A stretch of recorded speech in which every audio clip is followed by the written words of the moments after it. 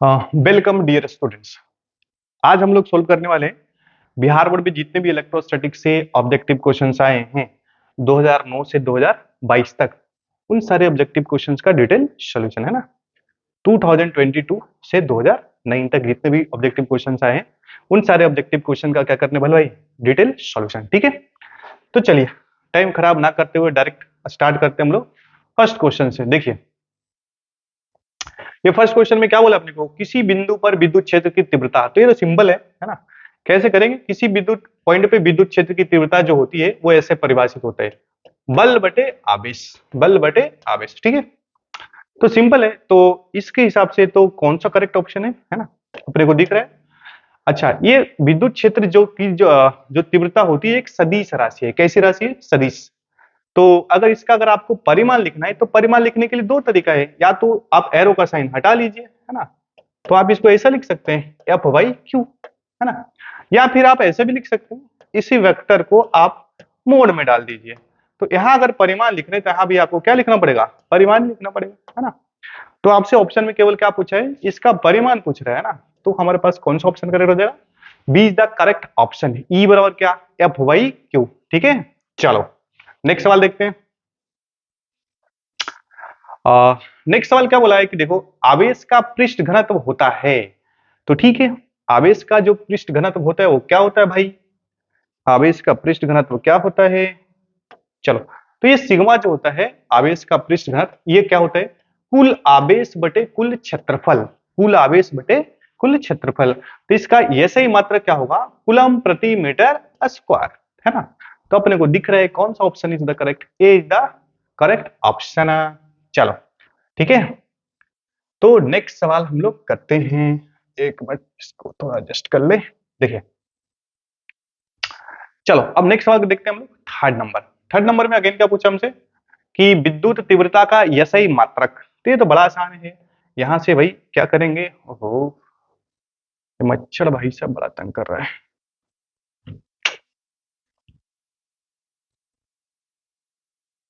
अरे यार,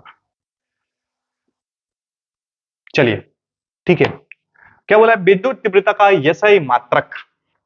तो विद्युत तीव्रता का यशई मात्रक क्या है, ई बराबर क्या लिखते हैं हम लोग, सिंपली ई की वैल्यू क्या लिखते हैं, अभी हमने पढ़ा है एफ वाई क्यू, है ना, बल बटे आवेश। तो अगर हम बल की मात्रा की बात करें तो ये न्यूटन, और आवेश का मात्रा कूलम, यानी कि कौन सा ऑप्शन करेक्ट है, न्यूटन प्रति कूलम। ठीक है, चलो नेक्स्ट सवाल देखते हैं हम लोग। हाँ, नेक्स्ट सवाल क्या बोला है कि निम्नलिखित में कौन इलेक्ट्रॉन पे आवेश के लिए सही है ना। तो आप समझ रहे हैं कि इलेक्ट्रॉन पे आवेश कितना होता है, 1.602, ऐसे दिख रहा है 1.602 गुने 10 के पावर कितना, -19 कूलम, यानी कि D is the correct option. ठीक है, चलो नेक्स्ट सवाल देखते हैं। नेक्स्ट सवाल क्या बोला है, देखो यहां हमसे बोला गया है कि विद्युत विद्युत क्या वैद्युत द्विध्रुव, अच्छा यहाँ एक मिसप्रिंट है, वैद्युत द्विध्रुव आघूर्ण होना चाहिए, ये छूट गया देखो, है ना। ठीक है, ऐड कर लिया हमने। बोला है वैद्युत द्विध्रुव आघूर्ण, इसको अंग्रेजी में बोलते हैं इलेक्ट्रिक डायपोल मोमेंट। तो इलेक्ट्रिक डायपोल मोमेंट का ऐसा यूनिट क्या होता है, सिंपल है। पहली बात तो आप तो ये समझे कि आपको पता है कि अगर माइनस क्यू है और दूसरा वाला हमारे पास क्या है, प्लस क्यू, दो equal and opposite charges separated by very very small distance is called what, electric dipole. यानी कि दो इक्वल एंड मतलब दो समान परिमाण और विपरीत प्रकृति के आवेश अति अल्प दूरी पे एक दूसरे से रखे हैं, तो ऐसा जो निकाय सिस्टम बनेगा उसे हम सिंपली क्या बोलते हैं, वैद्युत द्विध्रुव।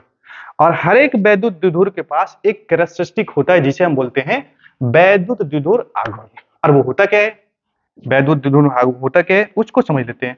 इसे हम पी से सूचित करते हैं भाई, किससे सूचित करते हैं, और ये होता है कोई एक आवेश, और सपोज इनके बीच में दूरी कितना है, डी, कोई एक आवेश और उनके बीच की दूरी डी। ठीक है, तो इसका मतलब क्या है कि इसका ये जो पी जो मिला इसी को हम लोग बोलते हैं वैद्युत द्विध्रुव आघूर्ण, और अंग्रेजी में क्या बोलते हैं, इलेक्ट्रिक डाइपोल मोमेंट। चलो ठीक है, तो इसका हमें पूछा गया सही मात्रा, क्योंकि हमें पता है चार्ज का आवेश का ऐसा मात्रक कूलम और दूरी का मात्रक मीटर।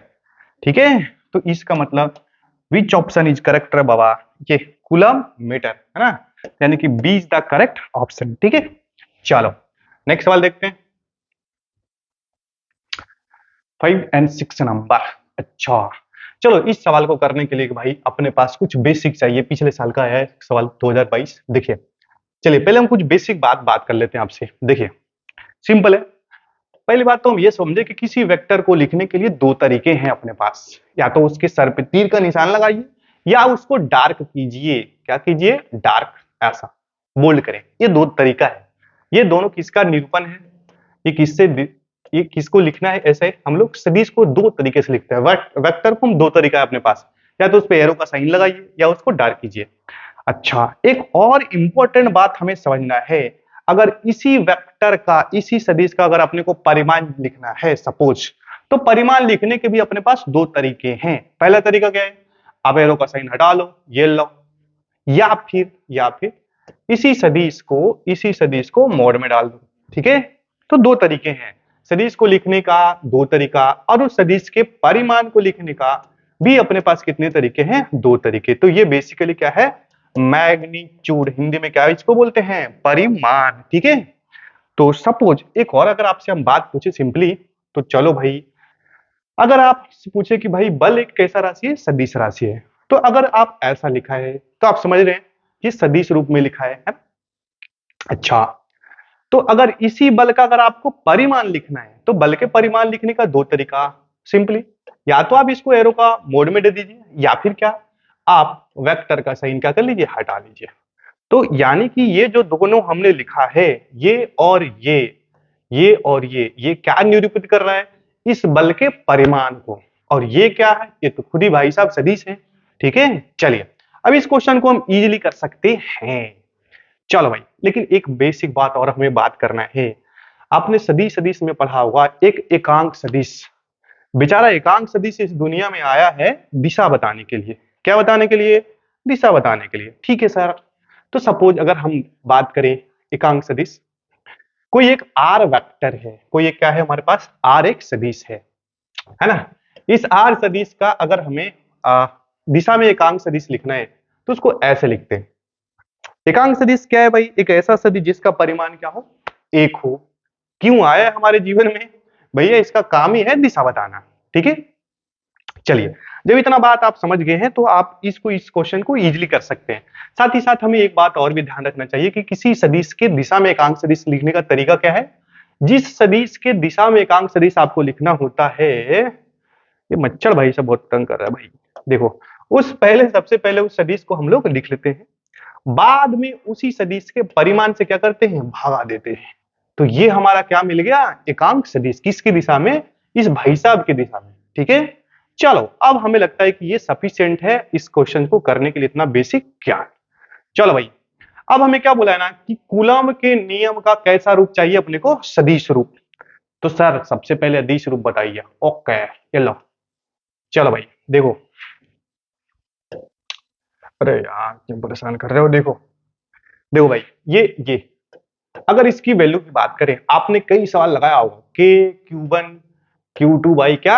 Are square. ठीक है, तो भाई साहब ये है क्या? बेसिकली ये कूलम्स लॉ ही है, लेकिन ये कूलम्स लॉ का ये अदिश फॉर्म है। कूलम के नियम का कैसा फॉर्म है? ये अदिश फॉर्म है ना। तो अदिश फॉर्म कैसा होता है? ऐसा होता है। ओके, अरे यार चलो देखो, यहां से अगर आप ध्यान से देखें, हम इस आर को ऐसे भी लिख सकते हैं। सर परिमाणी तो है, ऐसा लिख सकते हैं। ऐसा लिखने में क्या दिक्कत है? हाँ। अच्छा, यहाँ Q1 Q2 कैसे रखेंगे? बिना साइन के साथ, क्योंकि ये बल का क्या देगा? केवल परिमाण। और किसी भी सदिश का परिमाण हमेशा धनात्मक ही होता है या फिर जीरो। ऋणात्मक हो ही नहीं सकता है क्योंकि उसमें मोहर लगा है भाई, है कि नहीं। चलो, लेकिन आपसे ये नहीं पूछा है। आपसे क्या पूछा है? आपसे क्या पूछा है? सदिश फॉर्म पूछा है। तो ठीक है, हमने आपको यह भी सिखाया है कि दुनिया में किसी सदिश को लिखने के लिए सबसे पहले इस सदिश का क्या लिखते हैं? परिमाण लिखते हैं। बाद में इसी सदिश के दिशा में एकांक सदिश लिखा जाता है। तो क्या करेगा? एक सदिश के पास क्या होता है? परिमाण होता है, और दूसरा क्या होता है? दिशा। तो ये भाई साहब क्या बताएंगे? परिमाण। और ये भाई साहब का क्या काम है? दिशा बताना। ठीक है सर, समझ में आ गया सर। तो एफ की वैल्यू अगर हम डायरेक्ट यहां से देखें तो एफ का परिमाण तो ये अपने पास है के Q1 Q2 और भाई R का क्या स्क्वायर, है ना। अच्छा, फिर ये भी आपको पता है कि अगर एकांक सदिश की बात करें तो एकांक सदिश आपको हमने सिखाया है अभी ताजा कि भैया किसी सदिश के दिशा में एकांक सदिश लिखना है तो सबसे पहले उस सदिश को क्या करते हैं, लिख लेते हैं, बाद में उसी सदिश के परिमाण से क्या करते हैं, डिवाइड करते हैं। ठीक है, चलिए यहाँ पे हम स्पेस क्रिएट कर लेते हैं। इतना तो सर बात समझ में आ गया, ओके। तो कैसे करें, कैसे करें, देखो है ना, देखो भाई अब इसको हम यहाँ पे अगेन लिख रहे हैं। देखो अब हम k की वैल्यू लिख लेते हैं। k की वैल्यू सर इतना है, अगर हम इसकी वैल्यू लिखना चाहें सर k की वैल्यू कितनी होती है, 1/4 पाई कितना एप्सिलॉन नॉट। ठीक है, चलो ये Q1 और ये कितना Q2। अच्छा ये r का स्क्वायर और ये r है तो डिनोमिनेटर में कितना आएगा, हर में कितना आ जाएगा, r का क्यूब, है ना। बट साथ ही साथ यहाँ पे एक और बात है, क्या रहेगा भैया अपने पास, r सदिश। तो बड़ा डरावना सा फॉर्म है ना।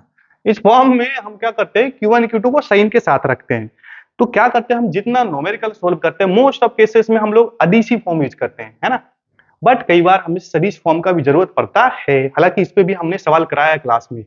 ठीक है, तो चलिए, तो इस हिसाब से कौन सा ऑप्शन करेक्ट है, देखिए अपने को ऐसे तो यही लग रहा है ना कि Q1 1/4 pi epsilon not, Q1 Q2 भाई कितना R2, यानी कि A is the correct option भाई, ए इज द कैसा करेक्ट ऑप्शन है।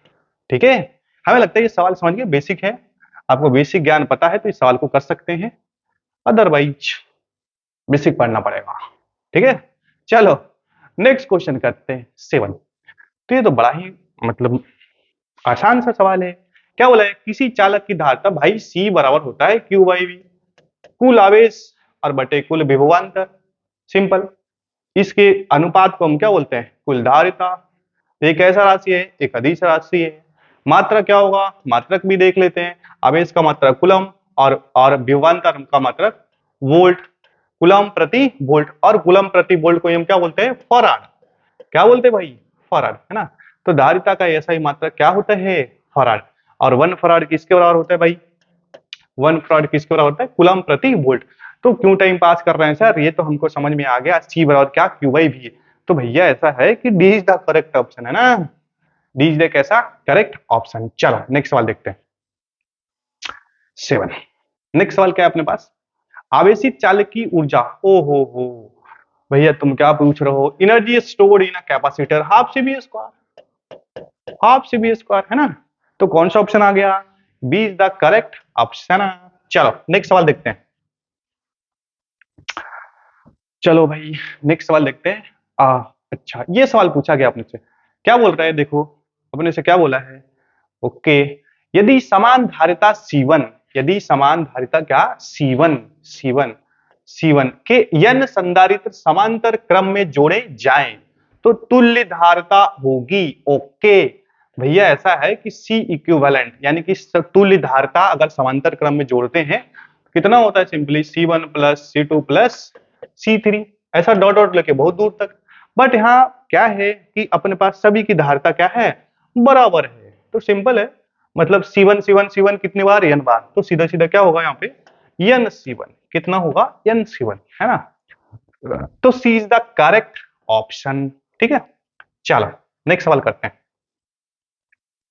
देखो भाई, अच्छा ओहो मच्छर चाचा बड़ा परेशान। देखो क्या बोला है, वायु के लिए परावैद्युत सामर्थ्य डाइलेक्ट्रिक स्ट्रेंथ। देखिए मेमोरी बेस्ड सवाल है, इसको आपको याद रखना पड़ेगा, क्लास में सभी कराया हमने। वायु के लिए परावैद्युत सामर्थ्य क्या होता है, इसकी वैल्यू होती है 3 × 10 के पावर कितना 6 वोल्ट प्रति मीटर। बट इसका मीनिंग भी अपने को समझ में आना चाहिए। भाई परावैद्युत सामर्थ्य वो होता है, वो मैक्सिमम इलेक्ट्रिक फील्ड होता है जिसपे हमारे उसके जो डाइपोल्स है वो सस्टेन कर जाए, यानी कि टूटने टूटने पे हो बट टूटे ना, है ना। जैसे सपोज माइनस, आप समझिए माइनस क्यू और यहाँ पे हमारे पास क्या है प्लस क्यू। आपको एक बात तो समझ में आता है कि अगर आप इसको बाई विद्युत क्षेत्र में रखेंगे तो भाई साहब इसका ये काना टिकिया पकड़ के इधर खींचेगा कितना से QE, है ना, और इस भाई साहब पे इधर बल्ब खींचेगा QE। तो अगर अगर आप समझे कि अगर अपने को एक इधर खींचे एक इधर खींचे तो एक लिमिट तक सस्टेन करेगा ना, एक लिमिट से ज्यादा फोर्स लगा के इधर इधर ब्रेक कर जाएगा। तो यहाँ भी डायपोल में यही होगा, जैसे जैसे आप ई का मान बढ़ाइएगा, जैसे जैसे ई का मान बढ़ाइएगा ये दोनों भाई साहब क्या होंगे, बढ़ेंगे। एक ऐसा लिमिट आएगा जब ब्रेक कर जाएगा, तो वो मैक्सिमम अप्लाइड इलेक्ट्रिक फील्ड जिस पे ये डायपोल क्या करे, ना टूटे, वो सस्टेन कर जाए, उस maximum electric applied electric field को हम क्या बोलते हैं, प्रावैद्युत सामर्थ्य। ठीक है, इसकी वैल्यू कितनी होती है, 3 इंटू कितना, 10⁻6 वोल्ट प्रति मीटर। ठीक है, चलो, यानी कि A is the correct option, 10 number है ना। ओ हो, इसका तो प्रूफ क्लास में कराया है। क्या पूछा है कि गोलीय संधारित्र की धारिता, स्फेरिकल कैपेसिटर की क्या कैपेसिटेंस। ठीक है, चलो भाई, तो ये सिंपल है कि एक ऐसा है एक ऐसा है ना। एक इनर गोलीय संधारित्र, इसकी रेडियस मान लेते हैं छोटू आर, इसका कैपिटल आर। तो इसकी संधारित्र की फार्मूला क्या है, 4 पाई एप्सिलॉन नॉट आर। ओहो, 1 मिनट, इसकी इसकी धारिता के जो संधारित्र की जो धारिता का जो फॉर्मूला यहाँ लिखते देखिए, ये होता है 4 pi epsilon naught R R R minus R. ठीक है, तो इसका प्रूव कराया है, वो आपको पता है। यानी कि कौन सा ऑप्शन है भाई, ये तो आसान है, C is the correct option, C और 4 pi epsilon naught R R by कितना, आर माइनस आर। ठीक है, चलो नेक्स्ट सवाल देखते हैं। ओ, हवा में क्या बोला है, हवा में यार वो रिलेटिव परमिटिविटी बाबा, ये कितना होता है, 1 होता है ना। रिलेटिव परमिटिविटी एयर का कितना होता है, 1 होता है। कुछ भी सोच विचार नहीं करने का ऐसे सवालों में। चलो नेक्स्ट देखते हैं। अरे भैया क्यों परेशान कर रहे हो, चलो नेक्स्ट देख रहे हैं। ओ, नेक्स्ट क्या बोला है कि विद्युत क्षेत्र में आवेशित कण पर लगने वाले बल का परिमाण होता है। अरे भाई क्या पूछ रहे हो, अभी तो हमने सिखाया है ई बराबर क्या होता है, बोलो बोलो बोलो, एफ बाई कितना, क्यू। तो एफ की वैल्यू कितनी हो जाएगी, क्यू इंटू ई। सर ये सदिश है तो इज्जत दे लो, इसको भी इज्जत दे देते हैं। चलो भाई, तुम्हें भी इज्जत और तुम्हें भी इज्जत दिया हमने। अच्छा, साथ ही साथ और क्या ध्यान रखना है कि अगर अगर मोस्ट इंपॉर्टेंट बात इस फॉर्मूले में क्या है, चलो ये तो क्वेश्चन कर लेंगे, हमें सबसे इंपॉर्टेंट बात क्या समझना है, अगर हमसे परिमाण पूछा गया है तो ठीक है, क्यू ही तो अपने क्लियर दिख रहा है कि सर ये करेक्ट ऑप्शन होगा। अच्छा चलो, तो अगर क्यू धनात्मक हो, क्यू क्या हो, धनात्मक, तो जो एफ की दिशा होगी वही क्या होगी, ई की दिशा। अगर क्यू ऋणात्मक हो तो दोनों कैसे होंगे, विपरीत दिशा में होंगे। इस पे कई सवाल हमने करा है। चलो ठीक है सर, नेक्स्ट सवाल करते हैं 14। ओहो, मोस्ट डिमांडेड सवाल, ठीक है 2021। चलो इसको करते हैं, इसको करते हैं। देखिए चलो, अब यहाँ देखो क्या करना है अपने को, हमें क्या बोला है, ऐसा एक सर्किट दिया है और चित्र ए और बी, चित्र में ए और बी के बीच क्या निकालना है, समतुल्य धारिता। चलो भाई, सबसे पहले तो हम यहाँ पे बेसिक ज्ञान लगाएंगे। कभी कभी हमें डायरेक्ट सीरीज पैरेलल दिखता है, समांतर श्रेणी जब नहीं दिखे तो हमने क्या सिखाया आपको कि जिन दो बिंदु के बीच में हमें क्या निकालना होता है, समतुल्य धारिता। उन दोनों बिंदु के बीच में एक बैटरी कनेक्ट कर देना चाहिए। क्या कनेक्ट कर देना चाहिए, बैटरी। ठीक है सर, कर दिया। अब पता है कि बैटरी के अगर मान लीजिए कि इसके दोनों टर्मिनल्स के बीच में ये बड़ा डंडी और ये छोटा, प्लस और ये माइनस, इनके बीच में पोटेंशियल डिफरेंस भी है ना। तो पता है ये वायर है, तो वायर में कोई पोटेंशियल ड्रॉप नहीं होता। अगर इस बिंदु का भी है तो यहाँ भी कितना होगा भाई साहब, भी ही होगा। ठीक है, अच्छा अब इसको जीरो मान लेते हैं हम लोग, तो ये जीरो, तो ये भी कितना, जीरो, है ना। तो ये भी कितना, जीरो, तो ये भी कितना, जीरो, तो ये भी कितना, जीरो, तो ये सर कितना, जीरो। ओ हो, सर इसका मतलब ये समझ में आया कि इस संधारित्र के ये वाली बिंदु और ये वाली बिंदु का विभव समान है। क्या समान है भाई, विभव। इसका मतलब क्या है कि अगर विभव समान है तो इस संधारित्र के दोनों टर्मिनल्स के बीच में कोई पोटेंशियल डिफरेंस नहीं है। अगर आप इस संधारित्र की बात करें, इस संधारित्र के दोनों बिंदु के बीच, यानी कि बिंदु अगर इसको हम P कह लें और इसको Q कह लें, बिंदु और P और Q के बीच में विभवांतर क्या है, जीरो है। ठीक है, तो अगर विभवांतर जीरो है भाई, तो हमें पता है कि C बराबर क्या होता है, Q by V, Q by V, है ना। तो Q बराबर कितना, CV, Q बराबर कितना, CV, है ना। तो Q बराबर अगर CV आ गया सर, तो इसका मतलब क्या कि भैया ऐसा है कि विभवांतर की वैल्यू जीरो रखो तो ये Q की वैल्यू कितना, जीरो। तो सर ये कोई काम का तो है ये नहीं सर, मतलब क्या है कि ये वो जो संधारित्र जो दिख रहा है ये कोई करंट का है, ये नहीं है, ये शॉर्ट सर्किटेड है भाई। ये कैसा सर्किट है? Short circuited. शॉर्ट सर्किटेड मतलब क्या? ये केवल देखने लायक, देखने के लिए, इसका यहाँ पे कोई रोल ही नहीं है ना। तो इसको सर्किट से पूरा रिमूव कर देंगे कि भैया तू रह के क्या करेगा, क्योंकि तो तुम चार्ज और एनर्जी को स्टोर ही नहीं करेगा, क्योंकि इनके दोनों एंड्स के बीच में, टर्मिनल पॉइंट्स के बीच में पोटेंशियल डिफरेंस कितना है? जीरो, है ना। तो ये ना तो चार्ज और एनर्जी दोनों स्टोर नहीं करेगा, तो नहीं करेगा तो बचा कौन? सी, है ना। तो इसका मतलब क्या है कि बिंदु ए और बी के बीच में धारिता कितनी होगी?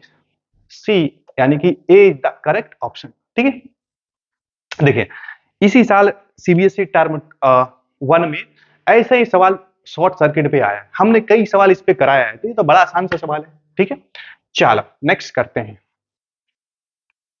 आपको तो बस ये ध्यान रखना है कि हम फॉर्मूला पढ़ते हैं सी इक्विवेलेंट बराबर C1 plus C2 plus parallel में, और सीरीज में 1 बाई सी इक्विवेलेंट बराबर 1 by C1 plus 1 by C2।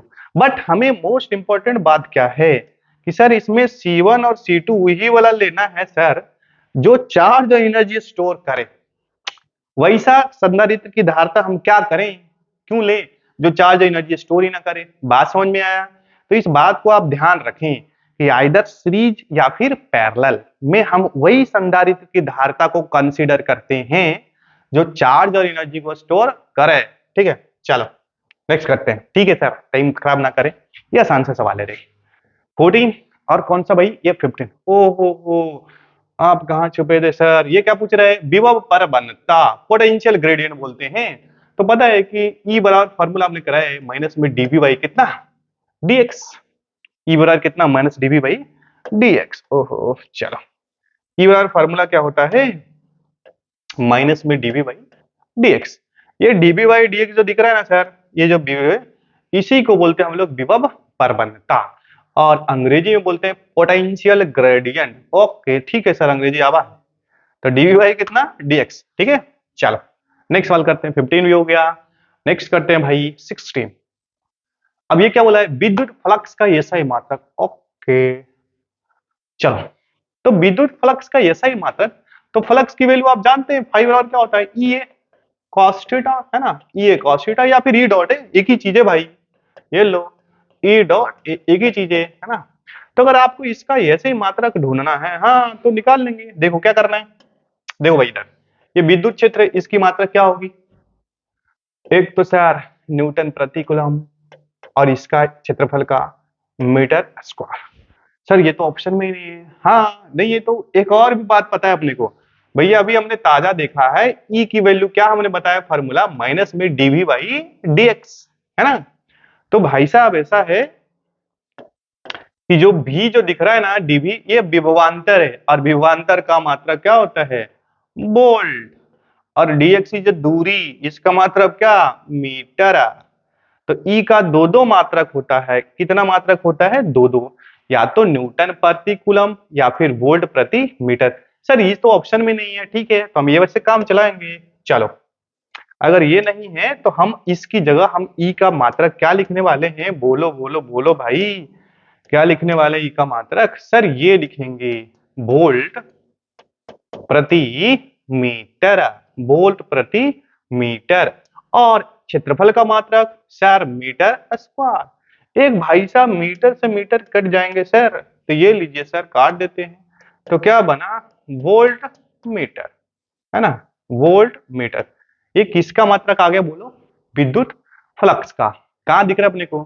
C is the correct option. ठीक है, चलिए नेक्स्ट सवाल देखते हैं। 16 भी हो गया। ओ हो, तुम तो यार कहाँ छुपे थे। चलो देखो क्या बोला है ना कि Q बराबर यानी, Q बराबर कितना? यानी ये क्वांटाइजेशन ऑफ चार्ज, आवेशों का क्वांटमीकरण। स्थिर वैद्युतिकी में पहले चैप्टर में आता है आवेशों का क्वांटमीकरण सिद्धांत से आप क्या समझते हैं? तो हम सीधा सीधा बोलते हैं कि दुनिया में सबसे छोटू चार्ज कौन है? ई। हालांकि ई से भी छोटा है but not in our syllabus, quark बोलते हैं उसको, कोई मतलब ही नहीं उसकी बात करने का, है ना। तो हमें क्या करें कि भैया ऐसा है कि हमारे लिए तो सबसे छोटू तो यही है ना। सबसे छोटू इस दुनिया में चार्ज क्या है? ई है, इससे छोटा संभव ही नहीं। हालांकि ये फिर अभी बोला है, बोलते हमें मजा नहीं आ रहा है सर, ये भी होता है प्लस माइनस e/3 और 2e/3, note in our syllabus रे बाबा, काहे बात करेंगे इसको। चलो अब क्या बोला है हम कि n जो हमारा, ओहो, जो आवेश होगा और ई का क्या होगा, इंटीग्रल मल्टीपल होगा। इंटीग्रल मल्टीपल का मतलब क्या, आवेश जब भी होगा तो ई का जो गुणांक होगा एक पूर्णांक होगा, यानी कि एन की वैल्यू क्या होगा 1 2 3 2022 2025 से लेके अनंत, है ना। अच्छा, उसी तरीके से माइनस भी हो सकता है ना। तो सिंपल है, यहाँ जो एन है इंटीजर है, कौन सा जर है, इंटीजर है। इंटीजर मतलब क्या सर, पूर्णांक बोलते हैं। तो देख लो ये 4 है भाई साहब, ये है ये नहीं है। क्या बोला अपने को, कौन संबंध एन का मान संभव नहीं है, तो यही भाई साहब नहीं है आओ का। ठीक है, चलिए 70 नंबर सवाल भी हो गया। अब नेक्स्ट सवाल करते हैं हम लोग 18। ओके, इसको तो हमने प्रूव कराया है क्लास में। एक समांतर संधारित्र की धारता के लिए निम्नलिखित में कौन सही है। ओ यार तुम कहाँ छुप गए भैया, ऐसा है कि तुम भी आओ, है ना। कौन सही है, तो हाँ सर ये तो कौन सही तो पता है, समानांतर प्लेट्स, एक प्लस प्लस और ये कैसा माइनस माइनस, इनके बीच में दूरी कितना d, है ना। तो संधारित्र की धारिता कितना एप्सिलॉन नॉट a बाई कितना d, है ना। एप्सिलॉन नॉट a बाई कितना d, a is the correct option. ठीक है, चलो 1 मिनट, है ना, a is the correct option. ठीक है 18। अब 19, ओ हो, एक और देखिए ऐसा सवाल है जो मोस्ट ऑफ लोगों ने गलत करके आया था एग्जाम में। क्या, ये क्या पूछा आपने से, देखो वोल्टामीटर पूछ रहा है भाई साहब, क्या पूछ रहा है, वोल्टा नॉट वोल्टामीटर। ये भैया वोल्टामीटर अलग है, वोल्टमीटर अलग है। वोल्टमीटर से हम क्या मेजर करते हैं, पोटेंशियल डिफरेंस मतलब विभवांतर, और वोल्टमीटर से हम विभवांतर मेजर करते हैं। लेकिन यहाँ वोल्टमीटर नहीं है, ये क्या है, वोल्टामीटर है। तो वोल्टामीटर क्या मापता है सर, ये आवेश मापता है बेसिकली। क्या मापता है भाई, आवेश मापता है ना। तो ध्यान रखेंगे यहाँ आवेश कहीं है ही नहीं, इसलिए सभी लोगों को लगा अरे ये तो टा तो पढ़ भी निकल के, क्या मारा सभी लोगों ने, विभवांतर। तो हमें ध्यान रखना है कि सर हमें होशियारी से क्वेश्चन, कई कई क्वेश्चन ऐसा आता है अपने एग्जाम में कि जो फंसाए अपने को, है ना, होशियार रहना है। चलो ठीक है, तो वोल्टामीटर क्या मापता है सर, आवेश मापता है, यहाँ कुछ है ही नहीं, तो बीच ऑप्शन इज करेक्ट रे बाबा, इनमें से कोई नहीं। ठीक है, चलो नेक्स्ट सवाल देखते हैं 20। ओ हो, तुम भी बचे थे भैया, तो ठीक है बचे हो तो तुमको भी कर लेते हैं। 1/एप्सिलॉन नॉट 4/एप्सिलॉन नॉट का मान कितना होता है, 9 × 10 के पावर 9। ये तो बड़ा, ये तो आपको मतलब खून में घुस गया होगा ये, क्योंकि आपने इस पे कितना सवाल लगाया होगा। ठीक है, देखिए अभी हमने कितने सवाल करे हैं, 20 सवाल। ऐसे देखा जाए तो लगभग 72 या 73 सवाल है टोटल 2009 तक। तो अगर हम लगातार करेंगे तो हमें मतलब वीडियो बड़ा बन जाएगा, तो हमें अपलोड करने में प्रॉब्लम होगा। ठीक है, तो अभी इतना ही करेंगे, नेक्स्ट पार्ट में हम यहाँ के बाद फर्दर कंटिन्यू करेंगे। ठीक है, चलो तो आज इतने करेंगे, नेक्स्ट पार्ट में हम नेक्स्ट 21 से सोल्व करना स्टार्ट करेंगे। ठीक है।